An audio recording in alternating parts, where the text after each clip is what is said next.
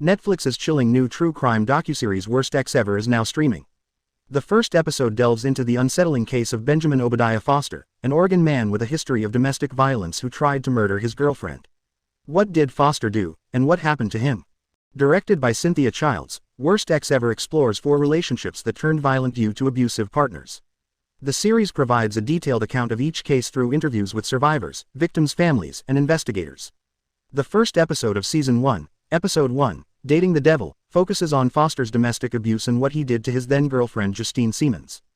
One night in the small town of Grants Pass, Oregon, Angie receives a distressing call from her friend Justine. The synopsis for Episode 1 reads: When Angie shows up to Justine's house, she comes across a terrible discovery that leads to a statewide police hunt for Justine's boyfriend of 2 months. Did Ben Foster have a history of domestic abuse? In 2017, in Las Vegas, Foster was charged with felony battery for domestic violence after his ex-girlfriend testified that he attempted to strangle her on Christmas Eve.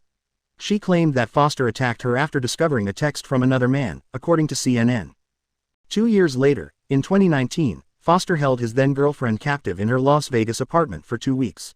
According to a Las Vegas police report obtained by CBS News, she sustained 7 broken ribs, 2 black eyes, and injuries from being bound with zip ties and duct tape. She managed to escape while they were out together at a grocery store and gas station. Foster was initially charged with 5 felonies but reached a plea deal on August 21, in which he pleaded guilty to reduced charges, 1 felony count of battery and a misdemeanor count of battery involving domestic violence. He was sentenced to a maximum of 30 months in state prison. However, after accounting for the 729 days Foster had spent in jail awaiting trial, he was released on the same day he was transferred to a Nevada state prison, per the AP. Foster was also awaiting trial for another 2018 domestic violence case, but his 2021 plea deal with prosecutors resolved that case as well, according to CBS News.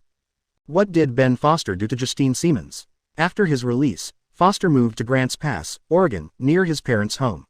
He started working as a bartender and met Justine Siemens, who initially described him as nothing but nice, during the early stages of their relationship.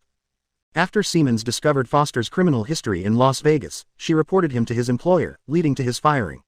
In her Worst Ex Ever episode, Siemens recalled that Foster began stalking her, subjecting her to physical abuse and torture. He held her captive for 3 days, but she managed to call a friend for help on January 24, 2023.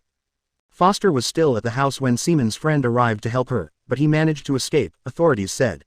This is a very serious event, a brutal assault of one of our residents that we take extremely seriously, the police chief said after they discovered Siemens, who had been bound and beaten unconscious.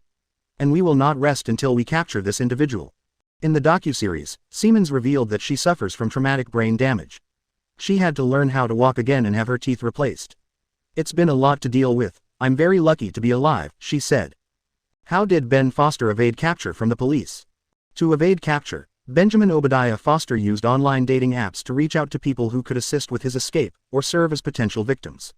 He frequently altered his appearance by changing his hairstyle and hair color or shaving his facial hair. Among those who assisted Foster was 68-year-old Tina Marie Jones, who was arrested for hindering prosecution, after she allowed him to stay on her property during the manhunt. Police received a tip that someone matching Foster's description had taken a cab from Sunny Valley, Oregon, back to Grants Pass, police said in a press conference. During welfare checks in the area, officers discovered Richard Lee Barron Jr. and his caretaker Ronald Griffith beaten to death in their home. Authorities believe Foster is responsible for the murders. Ultimately, Barron and Griffith's white dog led police to Foster. Authorities received a tip about a man walking a white dog in Grants Pass, the police confirmed on Facebook. What happened to Ben Foster? On January 31, 2023, Foster died from a self-inflicted gunshot wound to the head, after an hours-long standoff with authorities, according to CBS News. He was 36 years old at the time of his death. Police surrounded the residence, where they believed Foster was hiding beneath the house.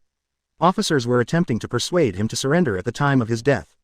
Thankfully, police confirmed that the little white dog was found wandering many blocks away from the scene where the standoff took place, and that the dog was safely retrieved and taken to the animal shelter.